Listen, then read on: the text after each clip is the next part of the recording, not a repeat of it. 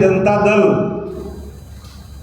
सबसे अधिक महिलाओं का प्रतिनिधित्व देने में बिहार में आगे है। महिलाओं के नाम पर 5 राज्यों के चुनाव को ध्यान में रखकर डिलिमिटेशन यानी परिसीमन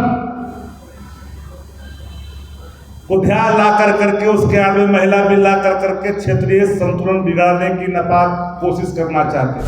दीजिएगा पिछड़े वर्गों का आरक्षण महिलाओं को, तो फिर तो वही मुट्ठी भर लोग क्या आ जाएंगे, फिर तो वही सांसद का पत्नी, फिर वही एमपी का एमएलए का पत्नी।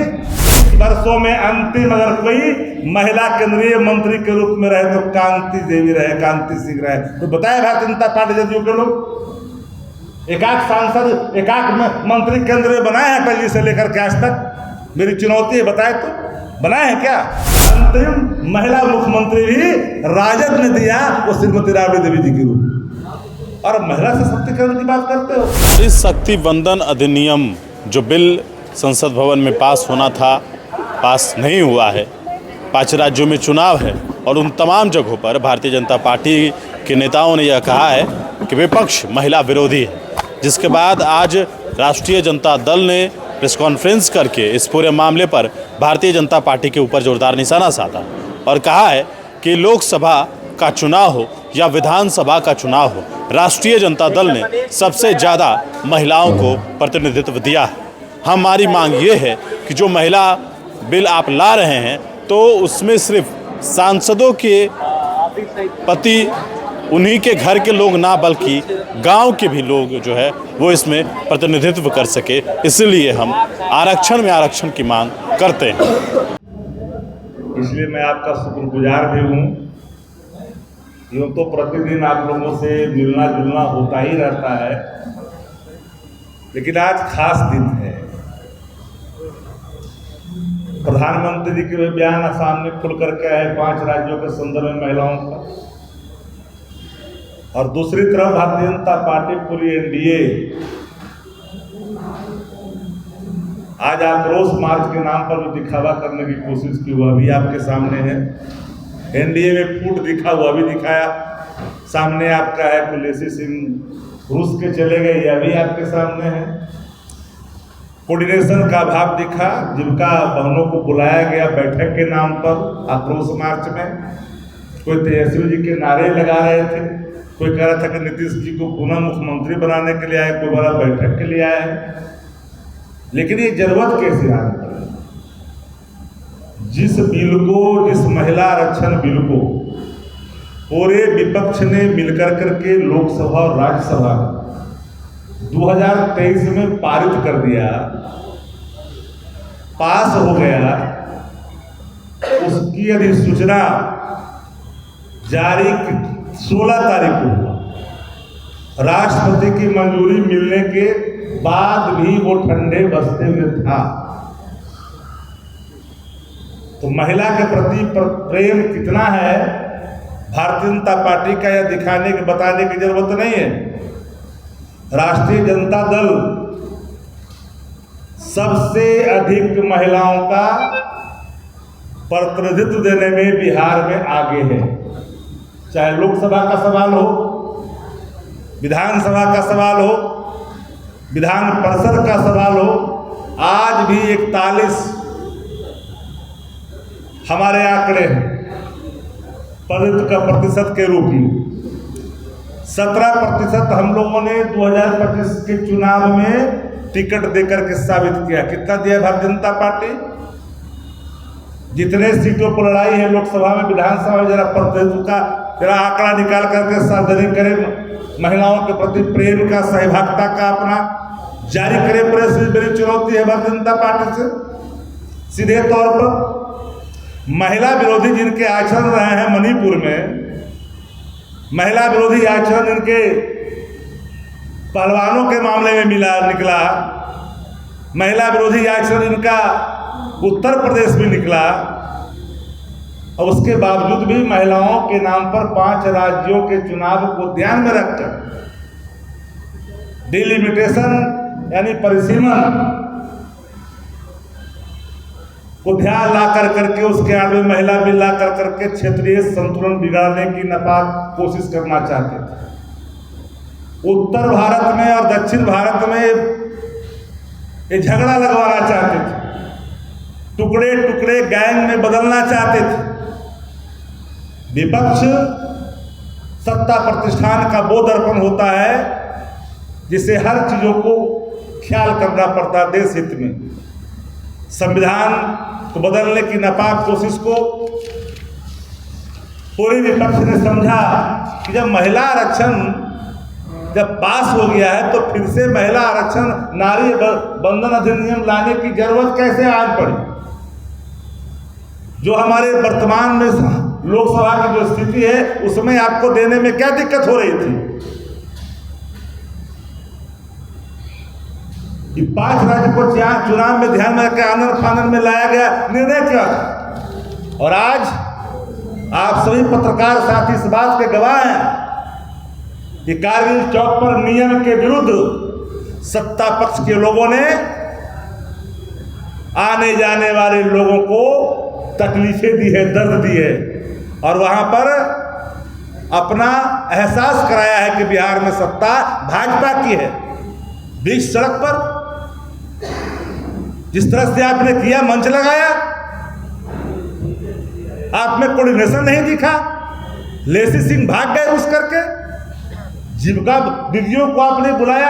अरे हम तो वही चाह रहे थे ना महिला आरक्षण में, वर्टिकल रिजर्वेशन का हम शुरू से रहे पक्षकार रहे हैं। ऐसा नहीं, वर्टिकल रिजर्वेशन का ही हम पक्षकार रहे हैं। आरक्षण में आरक्षण, महिला के आरक्षण में आरक्षण की जरूरत थी।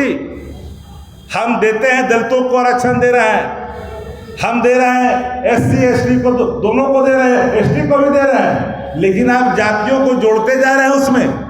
वर्तमान उन दिनों की हालात जो थी उसके हिसाब से रिजर्वेशन था, आप जातियां भी जोड़ते जा रहे हैं।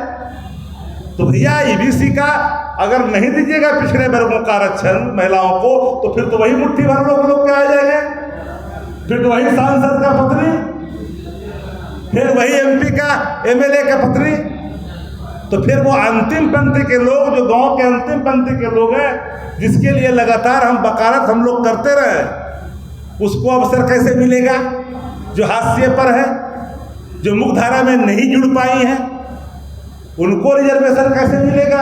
उसका इंतजाम करने के लिए हम लोगों ने वर्टिकल रिजर्वेशन की बात की है। भारतीय जनता पार्टी का मंशा महिला रिजर्वेशन पर पूरी तौर से जो है एकदम बेनकाब हो गई है। अच्छा, कैसा अभी आपने सुना, हम हेडलाइन मैनेजमेंट की चर्चा नहीं करते। अगर उनके हेडलाइन मैनेजमेंट का पूरा चीज अगर खत्म हो जाए तो मैं कहता हूं कि भारतीय जनता पार्टी का चेहरा भी नहीं दिखा पाएगी। ये जो भारतीय झगड़ा पार्टी है, अब ये जो बिल आई थी भारतीय झगड़ा पार्टी का परिचय दे रही थी। अब समानुपाती की चर्चा प्रधानमंत्री, पर हमको तो गृह मंत्री जी के बयान पर भी भीतर से लगा कि आप जितने हमारे पत्रकार साथी यहाँ हैं, कोई न कोई तो गांव से आते होंगे। गांव में जाइएगा, ये बिंद टोला है, ये ठाकुर टोला है, ये हरिजन टोला है, ये यादव टोली है, ये फलना टोला है कि नहीं है? लेकिन गृह मंत्री जी क्या कहते हैं कि घर का जाति नहीं होता, यहाँ टोला में जाति है, आपको घरे में जाति नहीं दिख रहा है। बोले हैं कि नहीं बोले पार्लियामेंट के अंदर?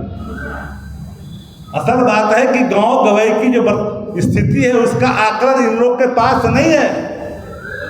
तो बिहार के अंदर में आज जो एनडीए ने जिस तरह से आक्रोश मार्च निकाला, पूरी तरह से फ्लॉप रहा, कोई समर्थन नहीं मिला।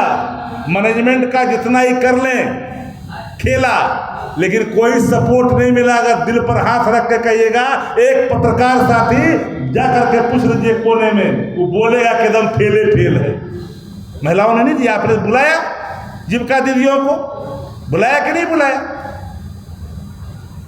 पूरे तौर पर पूरा मुख्यमंत्री से लेकर के सारा मंत्री, सारा दल एक जगह होने के बावजूद भी अगर महिला आप नहीं जुटा पाए, महिलाओं का आप सशक्त एक वहां पर जमकड़ा नहीं लगा पाए, आधा तो समझ ही नहीं पा रहे थे किस लिए बुलाया गया है। बार बार मैं कह रहा हूं बातों, राष्ट्रीय जनता दल महिलाओं के उत्थान के लिए अंतिम 30 वर्षों में अंतिम अगर कोई महिला केंद्रीय मंत्री के रूप में रहे तो कांति देवी रहे, कांति सिंह रहे। तो बताए भारतीय जनता पार्टी जदयू के लोग एकाक सांसद एकाक मंत्री केंद्र में बनाए हैं अटल जी से लेकर के आज तक। मेरी चुनौती है, बताए तो बनाए हैं क्या एक महिला को? आजादी के बाद इस बिहार के अंदर में जब से बिहार बना एकीकृत बिहार से लेकर करके विभाजित बिहार तक पहला और अंतिम महिला मुख्यमंत्री भी राजद ने दिया, वो श्रीमती राबड़ी देवी जी के रूप। और महिला सशक्तिकरण की बात करते हो, महिलाओं के प्रति आपके नजरिया जिस रूप में है, मणिपुर में हथरस में लोगों ने देखा है, पहलवानों के साथ भी बदसलूकी ने देश ने देखा है। इसलिए आप महिला सम्मान की बात, महिला आरक्षण की बात नहीं करें। राष्ट्रीय जनता जानना चाहता है कि आखिरकार कौन सी ऐसी मजबूरी थी कि जिस बिल को सर्वसम्मति से 2023 में पारित कर दिया गया, राष्ट्रपति की मंजूरी मिल गई, ये 16 अप्रैल को अधिसूचना क्यों जारी हुआ? तो बताएं, स्पष्ट करनी चाहिए कि इतना विलंब क्यों हुआ। इस बिल के पीछे इनके जो हिडन एजेंडे थे संविधान संशोधन का 2/3 का, इसीलिए लोग विपक्ष से मांग रहे थे, जो अंदाज में अपनी वक्तव्य दे रहे थे पार्लियामेंट के अंदर में, इस खतरे को विपक्ष ने समझा। विपक्ष की नैतिक जिम्मेदारी देश की एकता और अखंडता को बहाल रखना भी है। सवालें सत्ता प्रतिष्ठान से होती है, सवालें विपक्ष से, विपक्ष का दायित्व सत्ता प्रतिष्ठान की नाकामियों को आम जन के बीच में रखना होता है। और महिला रिजर्वेशन के नाम पर 5 राज्य को चुनाव को ध्यान में रख करके किया गया फैसला, ये माफ करिएगा। महिलाएं इस बार भारतीय जनता पार्टी को अब महिला को हटाने के लिए महिला से निवेदन कर रहे हैं। ममता दीदी महिला है कि नहीं बंगाल में मुख्यमंत्री, अब महिला को हटाने के लिए प्रधानमंत्री महिला से अपील कर रहे हैं। महिला पर कितना असर पड़ेगा भैया? जो आपका मुख्यमंत्री नाम नहीं लेना चाहते हैं, आप शब्द बोलता है और उस शब्द को महिला सहन करेगी। असम के मुख्यमंत्री ने क्या कहा? उतनी हल्की उतनी भद्दी टिप्पणी लोकतंत्र में कोई उस उच्च पद पर बैठा व्यक्ति नहीं कर सकता है।